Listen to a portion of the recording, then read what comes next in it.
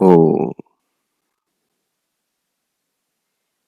वही थी कि अमृत ध्यान साधना प्रभात सत्संग में आप सभी साधक साधिकाओं का, उपासक उपासिकाओं का हार्दिक स्वागत है। आइए पूर्व की भांति आज की ब्रह्म वेला में, प्रभात वेला में भी हम उस महान प्रभु सच्चिदानंद परमेश्वर के अनंत गुणों का गान करते हुए उनकी कृपाओं को, अनुकंपाओं को जीवन में, जगत में, शरीर में, संसार में देखते हुए, समझते हुए अपने हृदय को, अपने मन को पावन करें, अपने चित्त को, अंतःकरण को नूतन अध्यात्म के संस्कारों से संस्कारित करें। जीवन क्षणभंगुर है। पुण्य की झोली को, धर्म की झोली को जितना जल्दी भरा जाए, जितना जल्दी ज्ञानार्जन किया जाए, जितना शीघ्र आत्मोत्थान हो, उतना ही अति उत्तम है।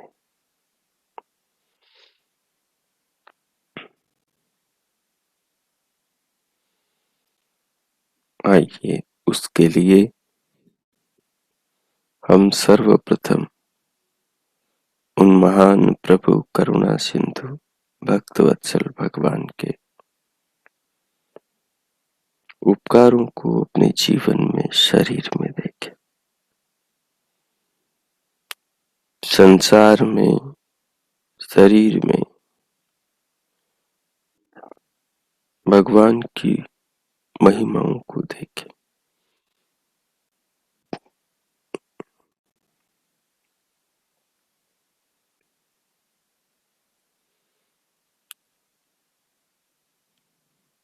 जिस किसी आसन पर आप बैठे हैं उसे व्यवस्थित करें।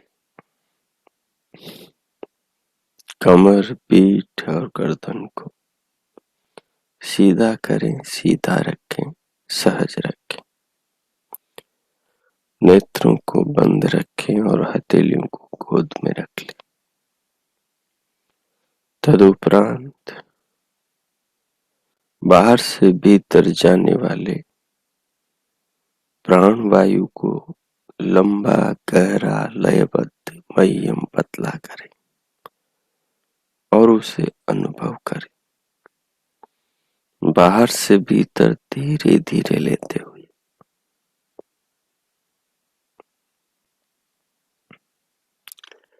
इन प्राणों को भीतर लेने वाले आत्मा को अनुभव करें।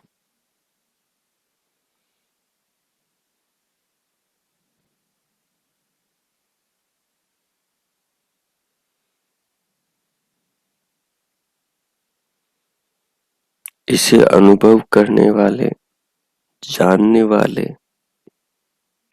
स्वात्मा को अनुभव करें।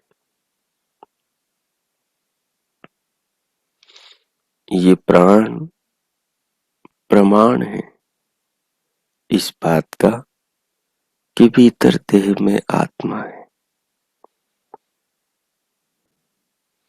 ये प्राण बाहर से भीतर जाता हुआ, भीतर लिया जाता हुआ इस बात का सूचक है कि भीतर आत्मा बैठा है।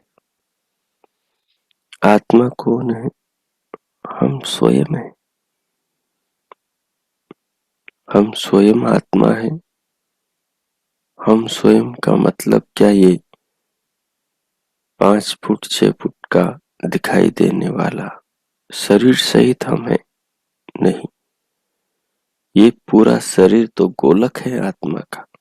इसमें रहकर तो आत्मा काम करता है। जैसे नेत्र इंद्रिय नेत्र गोलक में काम करती, जैसे शब्द इंद्रिय शब्द गोलक श्रोत्र गोलक में कान में काम करती, जैसे रसना इंद्रिय जिह्वा में काम करती, जैसे घ्राण इंद्रिय नाक में काम करती, जैसे पाद इंद्रिय पाँव में काम करती, हस्त इंद्रिय हाथ में काम करती, मन इंद्रिय हृदय में और मस्तिष्क में काम करती। ऐसे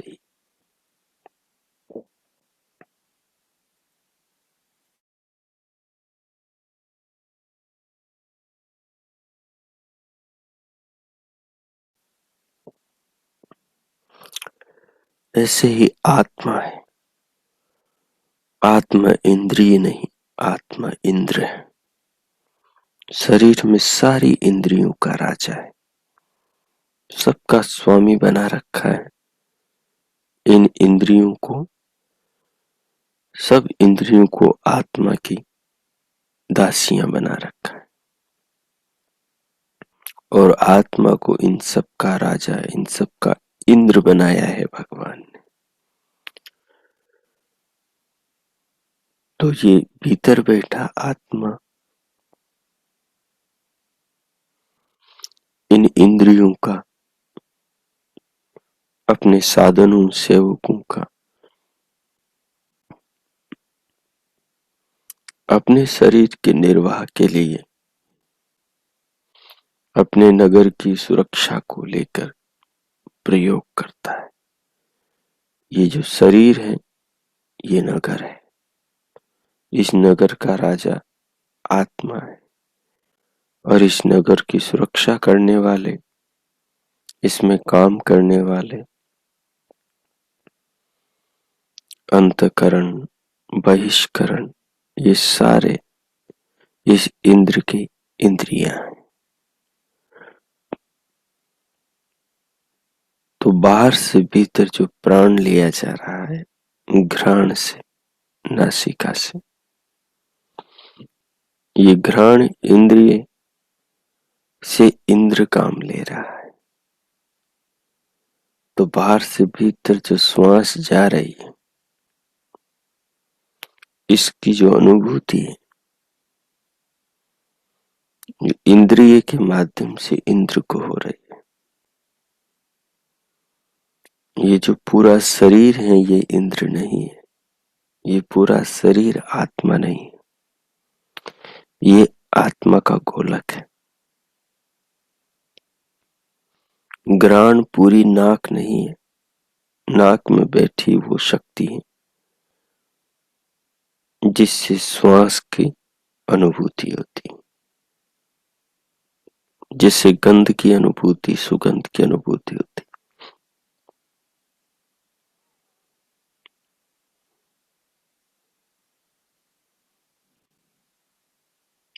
त्वक इंद्रिय वो शक्ति है जिससे श्वास के स्पर्श की अनुभूति होती। हमने शुरू से बचपन से ही शरीर को देखा है, शरीर को ही स्वयं माना है, क्योंकि शरीर के बारे में भी हमें यही बताया गया है कि यही हम है। हमें बचपन से ये कभी नहीं कहा गया कि शरीर हम नहीं। वो मदालसा जैसी माँ होती है जो गर्भ में कोख में ही लोरियों में ही ज्ञान का अमृत पिलाती और कहती है पुत्र तुम शरीर नहीं, ये तो नश्वर है, तुम तो शुद्ध हो, बुद्ध हो, मुक्त हो, निरंजन हो। ऐसी माँ का मिलना तो बड़ा सौभाग्य की बात है। वो तो संसार में आने से पहले ही ज्ञान की घूंट पिलाती, लेकिन हमें तो यही घूंट मिली कि ये शरीर ही हम है, इसलिए हमें पता ही नहीं चला कि हम कौन है। हम एक झूठ को ही सच मानते रहे कि हम शरीर है। इसलिए आज हम जब इस बिंदु पर जाते हैं तो बचपन से बनी हुई वो सारी स्मृतियां, वो पड़े चित पर सारे संस्कार, वो इधर उधर की बातों से दिमाग में ये जो भाव बनता, चित्र बनता था कि ये शरीर ही हम है। कोई नाम पुकारे तो नाम किसका? शरीर का। कोई फोटो दिखाए तो किसका? शरीर का। कोई चर्चा करे तो किसकी? शरीर की, शरीर के काम की, शरीर के वर्क की, शरीर के संबंधों की, शरीर की, शरीर के पते की, हाव भाव की, शरीर की बनावट की, रंग रूप की, सारी चर्चा शरीर की। तो दिमाग में बैठ गया है कि शरीर, वस्तुतः शरीर हम नहीं। शरीर तो हमारा गोलक है, शरीर तो हमारी नौका है, शरीर तो हमारा रथ है, शरीर तो वो पूरी है जिसमें हम रहते हैं। तो जब भी ये श्वास को बाहर से, प्राण को बाहर से भीतर लो, तो शरीर में जो अनुभव कर रहा है उसकी ओर ध्यान दो, न कि शरीर की ओर, आकृति की ओर, सिर से पांव तक के इस देह की ओर। ये आत्मा नहीं। इस सारे शरीर को जो अनुभव करता है वो आत्मा है। श्वास को जो अनुभव करता है वो आत्मा है।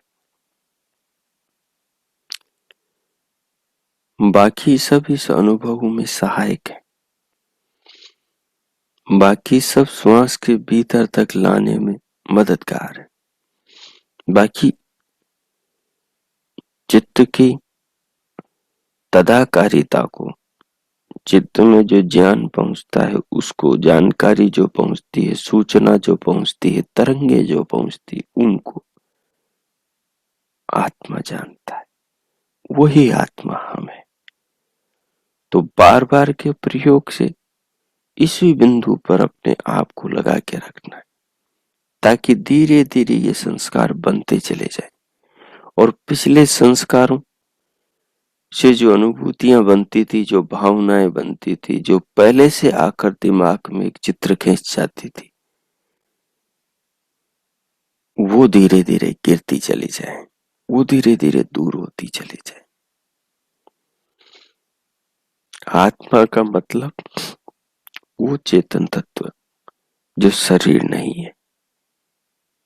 जैसे हम चिमटी भरते थे तो भीतर से ऐसा लगता था कि कुछ नहीं है, वो कुछ नहीं में ही कुछ है जो अनुभव कर रहा है। उस दर्द को जो चिमटी के भरने से हो रहा है। अनुभव मतलब जान रहा है। जानने वाले में दर्द नहीं हो रहा। दर्द को अनुभव करना अलग बात है, और दर्द अपने में होना अलग बात है। रोड पर किसी पशु के ऊपर ट्रक निकल जाता है, हम उसे देखते हैं तो हम तत्काल बुरी हालत में चले जाते हैं। झंझना उठता है हमारा पूरा दिमाग। कोई व्यक्ति लोहे को आरी से काट रहा हो और उसकी जो ध्वनि होती है, वो ध्वनि हमारे कानों को इतनी पीड़ा देती है कि हम वहां से भाग उठते हैं। कोई किसी प्राणी को मार रहा, उसको देख करके हमारे सारे रोंगटे खड़े हो जाते हैं।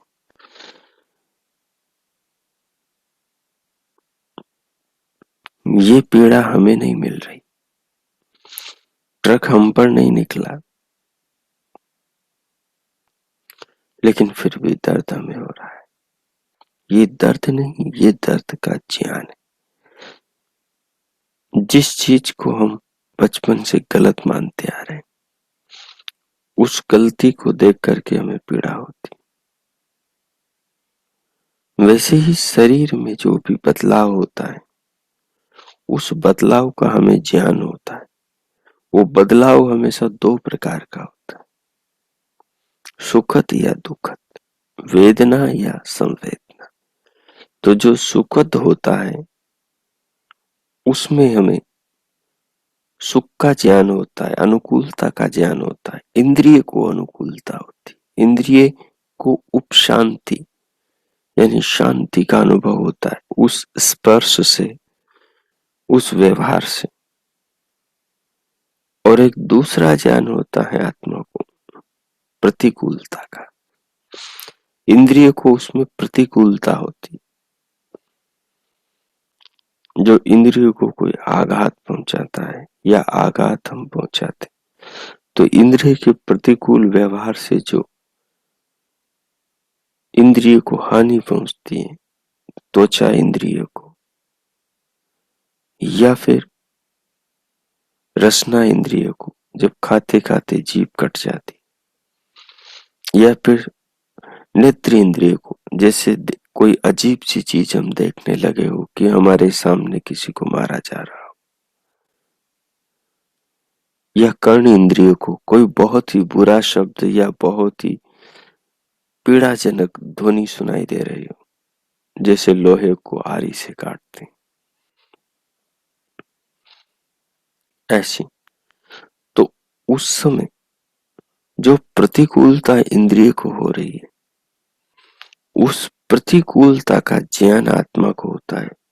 उस प्रतिकूलता को एक नाम दिया गया, जैसे प्रतिकूलता है वैसे एक नाम उसको कहते हैं दुख। वो नाम है, वो संज्ञा है उस स्थिति की जो अपने शरीर में घटती है, उसको हम दुख कहते हैं। कैसे कहते हैं? दुख का अनुभव हो रहा है, मतलब दुख का ज्ञान हो रहा है। और ये जन्म जन्मांतरों से दुख का ज्ञान हो रहा है, तो अज्ञान के कारण उस दुख को हम ऐसा मानते हैं जैसे कोई अपने को ही हो रहा हो, जबकि आत्मा को दुख का ज्ञान होता है।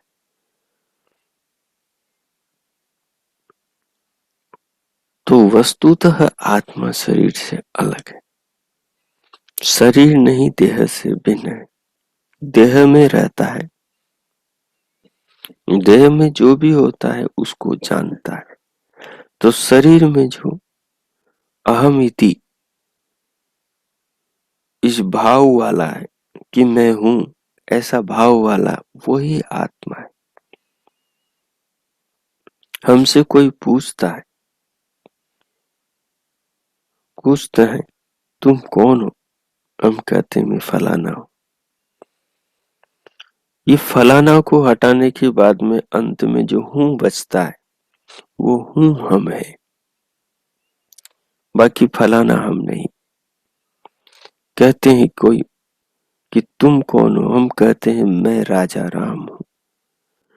तो ये मैं और राजा राम हम नहीं, हम हूं है।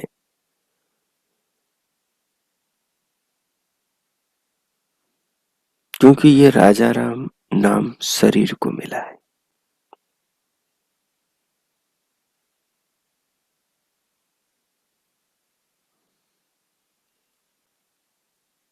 ये संज्ञा कुमारी शब्द इसको शरीर को मिला है, ये शरीर है। लेकिन जो हूं है, जो शरीर, जो ये बोल रहा है कि भाई मैं राजा राम, यानी शरीर का नाम राजा राम है, लेकिन ये बोल रहा है कि शरीर का नाम राजा राम है। तो इस शरीर में मैं रहता हूं, मेरा नाम राजा राम नहीं। राजा राम तो शरीर का नाम है, पर मैं इस शरीर में रहता हूं। तो लोक व्यवहार में इस शरीर में जो रह रहा है उसको राजा राम कहते हैं, लेकिन बात गलत है। जब शरीर से आत्मा निकलता है तब भी लोग यही कहते हैं, अरे राजा राम मर गया, राजा राम चला गया, राजा राम नहीं रहा। तो राजा राम नहीं रहा का क्या मतलब हुआ? राजा राम वाले चोले को जिसने ओढ़ रहा था, ओढ़ रखा था, वो चला गया। शरीर तो राजा राम का यही है। कहाँ गए थे? अरे राजा राम की दाग में गए थे, राजा राम की दाह संस्कार में गए थे। राजा राम की दाह संस्कार में गए थे। तुम पहले कह रहे थे कि राजा राम तो चला गया तो फिर दाह संस्कार में कैसे चले गए? ये सब विकल्प वृत्ति। राजा राम चला गया तो फिर दाह कैसे किया तुमने? इसका मतलब हुआ राजा राम के नाम से जिसे कह रहे थे वो आत्मा चला गया। तो जीवन भर लोग गलत बताते रहे, बोलते रहे और हम भी गलत मानकर जीते रहे कि शरीर हम। भेद खुल रहा है, विचार करेंगे व्यवहार पर तो, कि राजा राम शरीर तो यहीं पर है। राजा राम शरीर में रहने वाला जो आत्मा था, जिसको शरीर के नाम से संबोधित किया जाता था, शरीर मानकर जिससे व्यवहार किया जाता था, वो अब चला गया। चालक वाहन से उतर गया। अब वाहन खड़ा रह सकता है और कुछ काम नहीं आ सकता, क्योंकि चालक तो उतर गया। दूसरा चालक इस शरीर में बैठ नहीं सकता, क्योंकि ये वाहन ऐसा है कि इसका हमेशा एक ही चालक होता है। जिसको ये वाहन मिलता है वही इसे चला सकता है, और जब ये वाहन खराब होता है तो फिर वो चालक इससे निकल जाता है और दूसरा चालक इस वाहन में, शरीर रूपी वाहन में बैठ ही नहीं सकता। ऐसा नियम है। फिर इस वाहन को अपने जगह कारण में पहुंचा दिया जाता है, जिसको हम चिताग्नि बोलते, मुखाग्नि बोलते, वो दे देते। तो जो प्राण को बाहर से भीतर खींच रहा है वो राजा राम नहीं है, इस बात को ध्यान रखेंगे। वो सानंद नहीं है, इस बात को ध्यान रखेंगे। वो आप में से कोई भी शरीर नामवाची व्यक्ति, स्त्री पुरुष, साधक साधिका नहीं है, इस बात को ध्यान रखें। श्वास को खींचने वाला, प्राण को लेने वाला, उसे अनुभव करने वाला जो तत्व है वो शरीर नहीं, वो शरीर से भिन्न। वो इस नाम से, इस रूप से, इस आकृति से, इस भार से, इस आकार से, इस सुंदरता से, इस कुरूपता से, इस लिंग से, स्त्रीलिंग और पुल्लिंग, इस स्त्रीलिंग और पुल्लिंग से, नपुंसक लिंग से भिन्न आत्म तत्व है। वो न स्त्री है न वो पुरुष है। हमें शरीर को छोड़कर, शरीर से ऊपर उठकर हम विचार करेंगे तो पाएंगे न मैं स्त्री हूं न पुरुष हूं। बिजली का क्या लिंग है?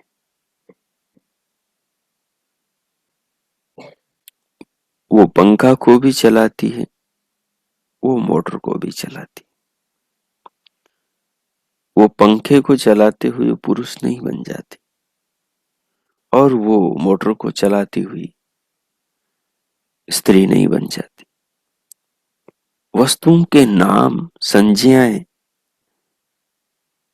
पुल्लिंग और स्त्रीलिंग वाची है। जो एक तरह के शरीर हैं वो स्त्री शरीर कहलाते हैं, वो स्त्रीवाची नाम पाते हैं। जो दूसरी तरह के शरीर हैं वो पुरुषवाची नाम पाते हैं। लेकिन दोनों में जो चेतना है वो एक ही जैसी। चेतना न स्त्री होती न पुरुष होती, न नपुंसक लिंग होती। जैसे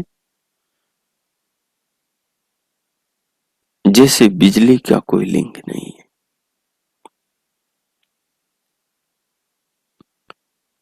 यद्यपि बिजली तो जड़ है, आत्मा चेतन है।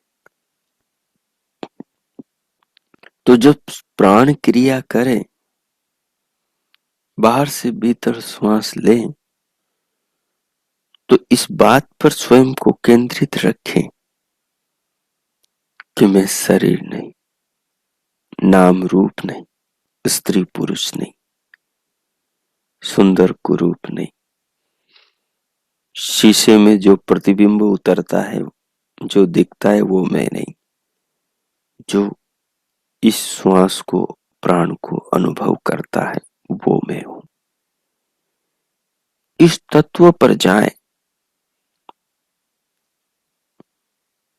इस तत्व का चिंतन करें तो बात खुल जाएगी कि मैं कौन। इस प्रकार बार बार चिंतन हो तो इस चिंतन के संस्कार पड़ेंगे, इस चिंतन की संस्कार पड़ेंगे चित्त पर, और ये संस्कार बार बार वृत्तियां बनाएंगे। वृत्तियों से संस्कार, संस्कारों से वृत्ति का चक्र चलेगा। इसी चक्र को चलाना है। ये चक्र जितना ज्यादा चलेगा उतने ज्यादा संस्कार बनाएगा। जितने ज्यादा संस्कार होंगे उतना ही वास्तविक ज्ञान का पलड़ा भारी होता चला जाएगा, और जितना पलड़ा भारी होगा उतने ही वैसे विचार बनाएगा। जितने वैसे विचार वृत्तियां चलेगी, आत्मा वैसे ही चिंतन से, अनुभव से, समझ से वाकिफ होगा।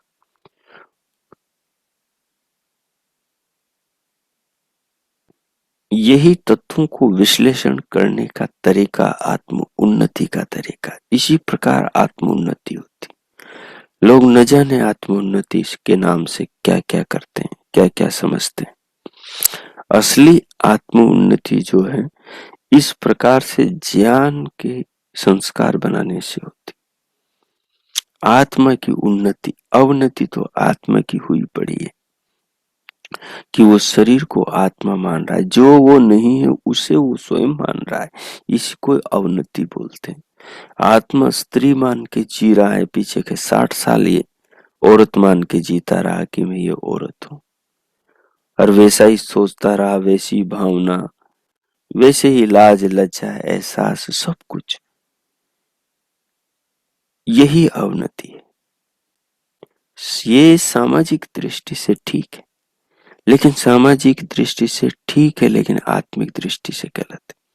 लेकिन आत्मिक दृष्टि से ठीक होकर भी सामाजिक दृष्टि से ठीक हुआ जा सकता है, लेकिन आत्मिक दृष्टि से गलत होकर सामाजिक दृष्टि से ठीक हुआ जा सकता है, लेकिन आत्मिक दृष्टि से तो गलत ही है। सामाजिक दृष्टि से आप कितने ही ठीक हो, लेकिन आत्मिक दृष्टि से ठीक नहीं हो। लेकिन आत्मिक दृष्टि से ठीक होकर सामाजिक दृष्टि से भी ठीक हुआ जा सकता है, क्योंकि फिर व्यवहार को आप और उत्तम तरीके से कर सकते हो कि स्त्री शरीर है, मैं नहीं, पुरुष शरीर है, मैं नहीं। फिर आपके व्यवहार में एक अलग रौनक होगी, आपके व्यवहार में एक अलग ऊंचाई होगी, आपके व्यवहार में जल कमलवत जीवन शैली होगी। फिर आप जल में, संसार में, कीचड़ में, बुराइयों में, अच्छाइयों के बीज तो होंगे, लेकिन उनसे अलिप्त होंगे।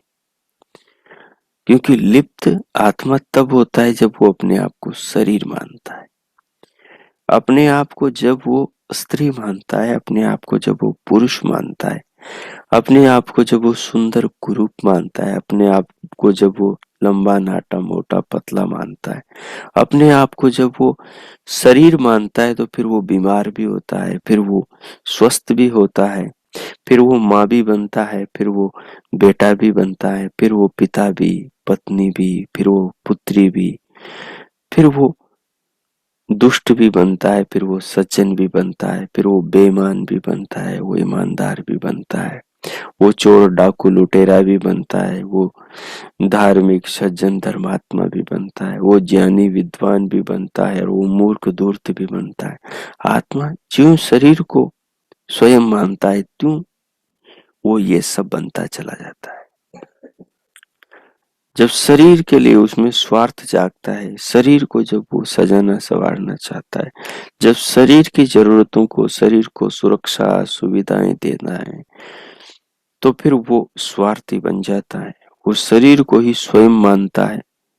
इस गाड़ी को जब वो अजर अमर समझने की भूल करता है, तो तमाम प्रकार के पापों में, शरीर के लोभ में गिरता चला जाता है। तो यही आत्मिक पतन है। तो आत्मा को पतन से बचाने की यही कला है कि वो जो आत्मा है, आत्मा को वो माना जाए, शरीर आत्मा नहीं है। तो ये जो अनुभूति होगी, इस अनुभूति को कि प्राण को मैं ले रहा हूं, और प्राण को अनुभव कौन कर रहा है शरीर में। तो यदि ये अनुभव होता है आपको कि ये शरीर वाला मैं अनुभव कर रहा हूं, तो गलत। शरीर से भीतर जो स्वयं बैठे हुए, वो हम, वो हूं, वो जो सत्ता वाला है, जो ये कह रहा है, ये नाम वाला मैं, शरीर वाला मैं, जो शरीर मेरा, जो ये कहने वाला है, वो आत्मा है। तो इन सब बातों से आपके भीतर एक चित्र खिंच गया है, एक समझ बैठ गई है कि आत्मा क्या है और शरीर क्या है। तो अब जब आप प्राण को बाहर से भीतर लेंगे, तो इंद्रियां मात्र उन तरंगों को पहुंचाने वाली है, न कि ज्ञान पहुंचाने वाली है। ज्ञान का मतलब बोध होता है, ये बोध केवल आत्मा में जागता है, बोध केवल आत्मा को होता है। बाकी जड़ पदार्थ केवल उन तरंगों को एक जगह से दूसरी जगह पहुंचा देता है। मन का काम तरंगों को आगे पहुंचाने का है, इंद्रियों का काम तरंगों को आगे पहुंचाना है। तरंग क्या है? श्वास बाहर से भीतर लोगे, तो जैसे भीतर लोगे तो श्वास जो वायु है, उसमें जो कण है, उसमें जो कण है, पार्थिव कण है, जलीय कण है, आग्नेय कण है, वाष्पी कण है, ये सब जो नाक की अंदर की झिल्ली से, त्वचा से जो टकरा कर अंदर जाएंगे, जो रगड़ होगी बहुत सूक्ष्म, वो त्वचा जो इंद्रिय है, वो इस रगड़ से प्रकंपित होगी। तो उसमें उठी जो तरंग है, वो तरंग मन के द्वारा मस्तिष्क में, चित्त में पहुंचाई जाती है, और चित्त उस तरंग से तरंगित होता है। उस तरंगित चित्त को आत्मा जानता है। आत्मा उस प्रकंपन को जानता है, न कि आत्मा के पास बाहर की तरह की भीतर आंखें। आत्मा में कोई आंखें नहीं, चेतना में कोई आंखें नहीं है। चेतना केवल जानती है, जानना उसका धर्म है। जानने का मतलब वो जानती कि ये तरंग क्या है, इस तरंग का नाम क्या है, तो जानती ये स्पर्श की तरंग है। हम ऐसा व्यवहार में नहीं कहते, हम ऐसा व्यवहार में नहीं कहते, हम यही कहते हैं, हाँ वायु आया, मुझे अनुभव हुआ कि श्वास आ रहा है। इस तरंग को, इस अनुभूति को श्वास नाम दिया है, स्पर्श नाम दिया है। ऐसी सुगंध आ रही है, ऐसी दुर्गंध आ रही है, ऐसी वायु आ रही है, गर्म आ रही है, शीतल आ रही है, ये सब हम एक नाम रूप के बहुत बड़े संसार में, जिसको धीरे धीरे हम समझ सकते, एकदम नहीं। तो इन्हीं अर्थों के साथ में अब आप 5 मिनट ध्यान प्रयोग करेंगे। क्या करेंगे उसमें कि बाहर से जो भीतर श्वास आ रहा है, प्राण आ रहा है, उस प्राण को भीतर कौन खींच रहा है, एक तो इस पर ध्यान रखेंगे। ये ध्यान ऐसा ही है कि स्वयं ही स्वयं को देख रहा है, ये स्वयं ही स्वयं को देख रहा है। श्वास कौन ले रहा है? स्वयं ले रहा है। देख कौन रहा है? स्वयं देख रहा है। किसको देख रहा है? स्वयं को देख रहा है। क्या करते हुए देख रहा है? श्वास लेते हुए देख रहा है। तो स्वयं ही स्वयं को देख रहा है, तो भीतर ज्ञान क्या उठेगा? मैं देख रहा हूं, मैं श्वास ले रहा हूं, मैं श्वास ले रहा हूं। लेकिन ये जो बोल रहा है, ये एक वृत्ति है। भीतर जो मन में बोलोगे वो भी एक वृत्ति है। क्यों? आत्मा बोल नहीं सकता। आत्मा की इच्छा से भीतर अंतःकरण में जो क्रियाएं होती हैं, उनसे विचार बनता है, और वो जो विचार बनता है, वही विचार हमें ऐसा लगता है जैसे कोई कोई बोल रहा है, मेरे अलावा कोई बोल रहा है, लेकिन अलावा कोई नहीं बोल रहा। हमने जो इच्छा की, उस इच्छा को अंदर अंतःकरण जो बना हुआ है, वो अंतःकरण दोहराता है। तो हमें ऐसा लगता है कि कोई और है वो भी बोल रहा है, और नहीं बोल रहा। हम इच्छा नहीं करते तो कोई बोलता भी नहीं, हमें भीतर प्रतीति भी नहीं होती कि कोई बोला। लेकिन हम जैसे ही इच्छा करेंगे कि ये कौन ले रहा है, ये जो हमने बोला, हम समझते हैं कि ये कोई और है जो भीतर बोल रहा है। नहीं, ये जो हमने इच्छा, हमें जो ज्ञान हुआ कि यह स्पर्श कौन ले रहा है, ये जो बोलेंगे तो ये कौन कह रहा है कि ये स्पर्श कौन ले रहा है, कौन कर रहा है, ये कौन कह रहा है, ये वही कह रहा है जो यह श्वास ले रहा है। इस बाल के खाल को उतारेंगे तो बात समझ में आएगी, दिए के तले के अंधेरे को देखेंगे तो बात समझ में आएगी। तो इस प्रकार बस केवल आप जानने वाले, श्वास आ रहा है आप उसे जान रहे हैं। इसे कौन जान रहा है? जो जान रहा वही आत्मा है। तो बस इसी पर केंद्रित रहना है 5 मिनट। श्वास का निर्माता विधाता परमात्मा है, ये सारा शरीर भगवान का है। आत्मा स्वयं को जाने, यही परमात्मा का इस शरीर को बनाने का, संसार को बनाने का उद्देश्य है। हम उसी में लगे हुए हैं, ये भगवान का आदेश है। हम भगवान के कार्य में लगे हुए हैं, इसलिए भगवान हमसे प्रसन्न है। ये भगवान का नाम स्मरण और भक्ति करना ही है, भगवान के आदेश का पालन करना ही आत्मा को जानना है। तो अब शांत होकर आप 5 मिनट ये प्रयोग करें। मैं मौन होता हूँ। श्वास लें धीरे धीरे और जाने कि उसे भीतर कौन जान रहा है, और संस्कार बनाए अपने चित्त में। धीरे लें, तेज लें, जैसे लें वैसे लें। ओ कीजिए।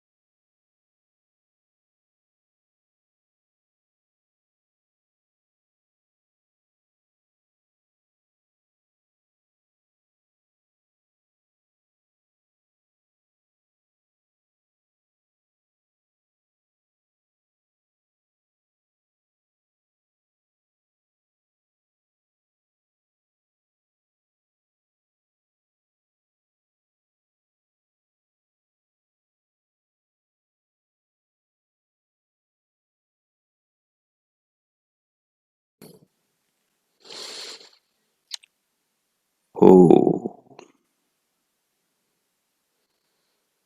ओ इस प्रकार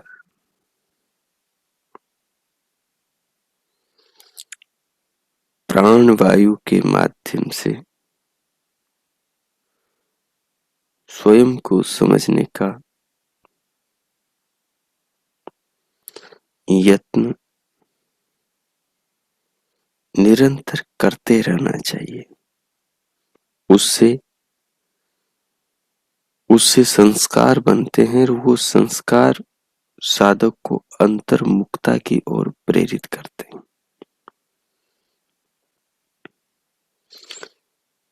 इस प्रयोग में जो आपने अनुभव किया है उसे आत्मसात करें, उसे अपने मानस पटल पर अंकित करें और फिर भगवान का धन्यवाद मन ही मन करें, जिन्होंने ये जीवन दिया, शरीर दिया, प्राण को बनाया, इस व्यवस्था को बनाया।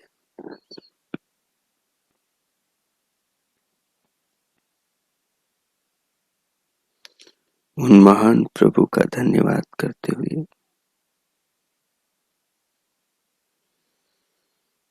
अब शांति पाठ करें।